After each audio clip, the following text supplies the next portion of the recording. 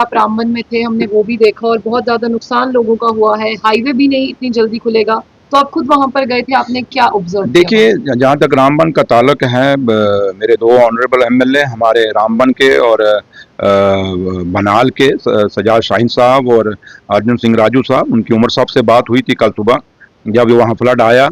और उसके बाद उमर साहब ने मुझे कहा कि आप वहाँ पे जाइए, उनका हुक्म हुआ तो रामबन के जाने के लिए। तो मैं वहाँ गया, जो मैंने हालात देखे, और आपने भी शायद वहाँ आप लोगों ने भी आपने देखे होंगे, जो आपकी खबरें हैं, जो सूत्र हैं, उनसे पता चला होगा। रामबन की काफ़ी खस्ता हालत हुई वहाँ, क्योंकि एक बावली मार्केट है, वो पूरी दुकानें वहाँ बह गई। और उसके बाद एक उस्मान वहाँ पे होटल है, वो पूरा बीच में दब गया। और मैंने अपनी आंखों से देखा कि गाड़ियाँ दबी हुई थी, कारें और छोटी गाड़ियाँ और बड़ी गाड़ियाँ दबी हुई थी। मैं एक मोहल्ला, उस मोहल्ले के अंदर भी गया जहाँ मस्जिद थी, वो पूरा मोहल्ला जो है वहाँ गाड़ियाँ एक मोहल्ले के अंदर भी दबी हुई थी, कारें दबी हुई थी मलबे के अंदर।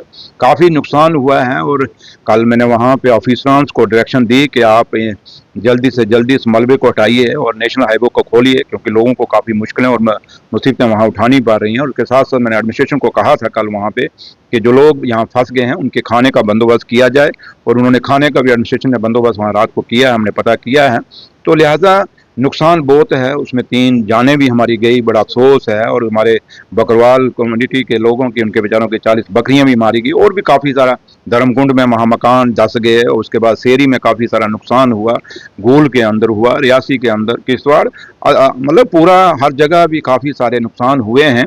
और अब छन छन के खबरें आ रही हैं, सरकार लगी है और एडमिनिस्ट्रेशन से हम लोगों ने रिपोर्ट मांगी है। जैसे ही पूरी रिपोर्ट आती है, पूरी इकट्ठी होती है, उसके बाद जो भी मुआवजा दिया जाएगा, जो उनका नुकसान हुआ है, उन लोगों को कहीं ना कहीं वो मुआवजे दिए जाएंगे।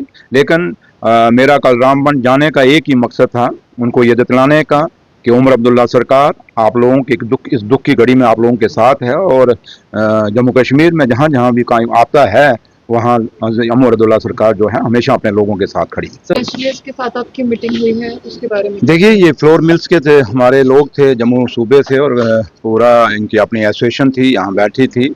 इनके काफ़ी सारे इश्यूज हैं, क्योंकि आज के जो हालात हैं, हमारे लोगों को काफ़ी मुश्किलें आ रही हैं जो अपना फ्लोर मिल चलाने में। क्योंकि जो पंजाब है, पंजाब ने अपनी फ्लोर मिल्स के लिए जो 6% वो लोग लगाते थे टैक्स, वो उन्होंने रिमूव कर दिया, वेव ऑफ कर दिया। बट हमारे लोग जो बाहर से जाते हैं उनको वो टैक्स लगाते हैं। उससे क्या होता है कि हमारी इंडस्ट्री जो ये फ्लोर मिल है, ये काफ़ी घाटे में गई। और इन लोगों का इसमें आप ये कह सकते हैं सिक हैं। और खाली ये फ्लोर मिल जो घाटे में गई है, उससे नुकसान ये हुआ कि जम्मू कश्मीर में और ख़ासकर जम्मू सूबे के अंदर हमारे जो बच्चे जो एम्प्लॉयड थे फ्लोर मिल्स के अंदर, उनको भी प्रॉब्लम आई।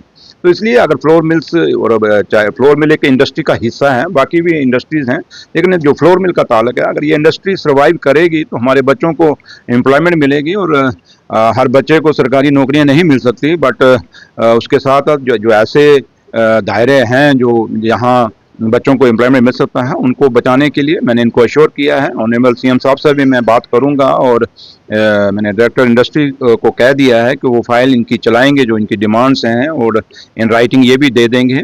और हमारी कोशिश रहेगी कि जम्मू कश्मीर की जो लोकल इंडस्ट्री है, चाहे वो फ्लोर मिल्स हैं या बाकी इंडस्ट्रियाँ हैं, वो नई इंडस्ट्रियाँ बेशक आएँ, but at the cost of Jammu की लोकल इंडस्ट्री या जम्मू कश्मीर की लोकल इंडस्ट्री के ऊपर ना आए।